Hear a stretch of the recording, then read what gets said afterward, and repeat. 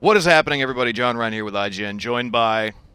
Max Scoville. Yeah, he says his name. Set a Yeti on fire. Do it, yeah! Do it. All right, we're going to get on the thing. This is actually the review commentary for the Far Cry 4 Valley of the Yetis DLC, which I reviewed, and I really enjoyed.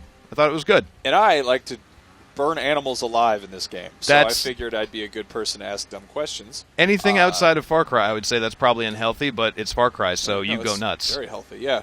So I haven't played any of this DLC. Look at it! Look at the snow! I like the snow. It's very pretty. Oh. Yeah, it's the first and foremost. The first thing that I noticed about it was how much better I liked the wintry setting of the Valley of the Yetis than I did the kind of autumnal, like green and brown of Kyrat. We kind of were promised this Himalayan adventure, and they went for this weird realism. Right, and the realism. Yeah. But no, I mean the only sections that you really get to see ice and snow and mountainous environments is when you go up and up into the super high Himalayas, where in Far Cry 4 you need oxygen masks to survive, and it's really just for like a mission or two occasionally.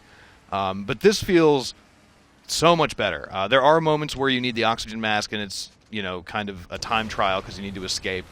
But exploring like the snowy valleys and stuff in this really feels great. And it's a big world that they've given you to play in for a DLC. How would you say the map compares size-wise to the? I would say it's probably maybe a quarter of the size, maybe a third. So it's a good size. I mean, if you want to pop open the map for just a second. So we're up here, and they give you this whole region to play with. So I would say it's probably about a quarter the size of the full Far Cry 4 map. Yeah.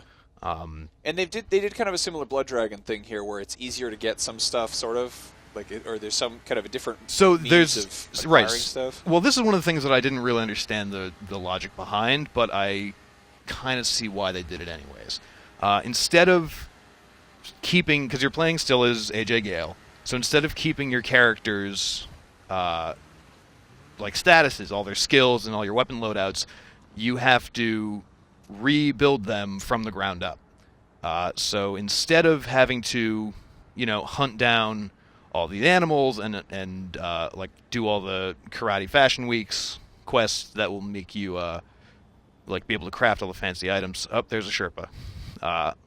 Instead, you'll find chests, like loot chests, that are just full of animal skins, and just kind of have the recipe for everything that you can just automatically make it then. Gotcha. So that seems a little bit similar to Blood Dragon, where taking out strongholds or whatever would give you. There's a Yeti, and this is one of the other newest additions is of course the Yeti, and I personally like him a lot. Oh no, he's gonna kill that Sherpa. Oh, cool. No, not cool. That Sherpa sells you stuff. Oh, poor guy. I like what's happening right now. He's going to see you in a second.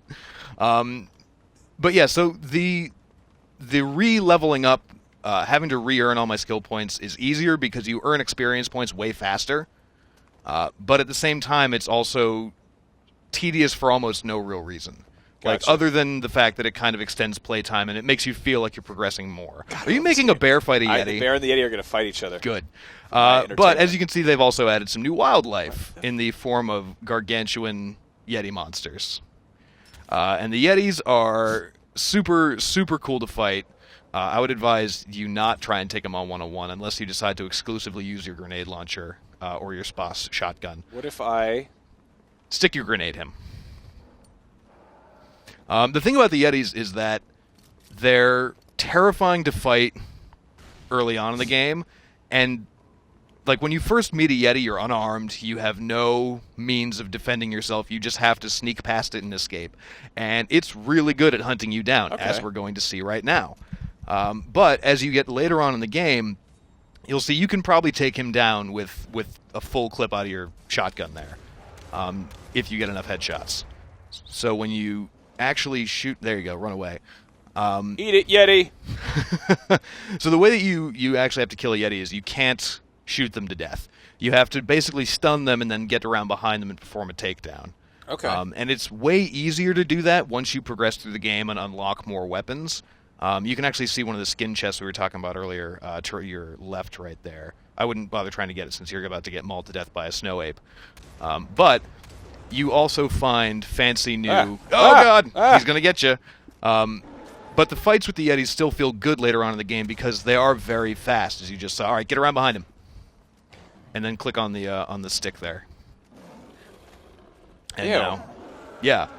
So the fights still feel good later on in the game, especially when you're presented with more and more Yetis. So there'll be a time when you're fighting 2 or 3 Yetis at the same time, and you really... Big, stupid Yeti feet. Oh, why would you do that? It's like... I'm going to build an entire house with this thing. It's like killing a unicorn, man. Come on. You're just desecrating it. So we got a new skill here. Is the skill tree like... The skill tree is essentially the same. You picked up 4 skill points for killing that one Yeti, though. Nice. So you earn skill points way faster. It just, it begs the question, why should I have to re-earn all this anyways? So are there no elephants? There are no elephants, Oof. and there's no karma. Okay. So what you'll notice is, and the other thing that I kind of had took a little umbrage with, is that once you finish the campaign, which is all right, the missions are fun in true Far Cry fashion. The story's not that great, but once you finish the campaign, there's really not a whole lot to do. There's no more like random events. Once in a while, you'll see like a cargo truck driving around, but that's really it. There's no hunting, there's no rescues, there's none of those randomized like firefights that you could stop and jump in Far Cry 4. So it's kind of like you play the campaign, you upgrade your base, which is another new thing. Instead of having a bunch of outposts, you have one base that you now have to fortify. And like stave off against attacks. Can we? Where is that? It's over right there. It's the relay station. Okay. So I don't think you can fast travel there. No, the map is too small to really allow for fast travel. But you can see that it's kind of like a centralized location, and basically the whole point of that is you... Here, actually, go back to the map for a second. Max is driving, because he hasn't played this yet. Right. So if you see that green exclamation point up there, yeah. That's an upgrade quest. So it's really the only side missions that they have throughout the game, throughout this DLC, I should say. All right. And for the whole thing, you get to, so this one is north side fire traps. There's other ones that you can get, south side grenade launchers, or like a north end heavy machine gun that's mounted. And so basically what'll happen is it turns into kind of he's another one. Look out! Look out! Get on that snowmobile. Oh God! Or not. Oh, he's mad. So it basically turns into a tower defense game as opposed to just go around and collect all the outposts. Oh, you're gonna get so murdered. I hope you escape. Wingsuit! Nope. You just decided to jump to your death.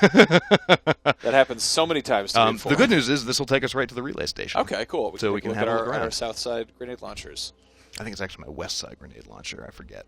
But it's a really cool kind of change up from the standard mentality of run around, find the outposts, claim it back for your own. And I thought that was sort of tedious in 4. It was a cool idea, but it sort of didn't. Well, I really like claiming the outpost, and I like that they gave you like the Outpost Master Challenge. I know that was awesome, which is super cool. So if you look over here, there's the defense stuff. Where am I looking? So there's like a minefield up ahead of you on this ridge here. If you look to your right, there's like a mounted machine gun. And there's a grenade launcher all in like that main courtyard. Okay. So look out, you might step on a landmine. But the thing in 4 that I always hated was hearing over the radio like, your outpost is under attack. Yeah, that was annoying. And like I didn't feel like I didn't care, because if I let them get attacked, nothing would happen. Yes. However, in this you really have the sense of this is like the one bastion of safety that I have here. And you don't actually get the gyrocopter until you beat the campaign, so you can't just fly away. Okay. So you have to really lock it down and protect it. So it's a cool thing, and like the upgrade missions are fun. They're similar to some of the more random activities that you'll find in the main game. Should we try to track one down and do that, or is it? It takes a little bit of time. Okay. You can go hunt those bears though. I could do that. Or those more Yetis. Let's go look for Yetis. So yeah. The cool thing is, like, it's kind of similar to the random occurrences almost. It's like, take down, there's a supply truck that's getting loaded up. You need to find that. There's, you need to go mountaineering to find this one particular kind of landmine or explosive that you can use. So it's more like a supply hunt than anything else. Yeah. There's a guy down there and he's trying to kill you. Stop and doing you're not. that. There he is. Hey, buddy, set him on fire. I always look like, what do I look like when I'm doing this? Am I just like completely craned around? You must be. I mean, you must look like some kind of unholy monster. Yeah. Double jointed gyrocopter man. So I mean, the world itself is beautiful. The missions are fun, although the story that they're trying to tell is a little bit confusing. It's not the best of the best when it comes to narrative, but it's still, it's serviceable. for a story about snow monsters. Right. And then the monsters themselves are the monsters excellent. seem fun. It seems a little bit quiet though. It seems like they're really which is often a problem with huge open worlds. Yeah, and that's kind of is the thing. Like without the NPCs of the Golden Path or the civilians to defend and protect and really get involved with, you kind of lose a lot of the sporadic open world adventure here. Yeah. I mean, it's still fun to mountaineer, and there's a bunch of stuff to collect. There's like a bunch of notes and stuff that'll give you more backstory on like who your enemies are and what happened in the valley. But it's solid. It's a good time to play through. And then if you're one of the kinds of people who needs to go through and collect every single thing, then you're going to have an absolute blast because there's a lot to dig through and take care of. Well, thank you for showing me the Yetis. Well, thank you for hunting a Yeti and then almost killing yourself by escaping another one. And then successfully killing myself. Way to go. You could probably do it again right here if you wanted. Well. No! I regret nothing.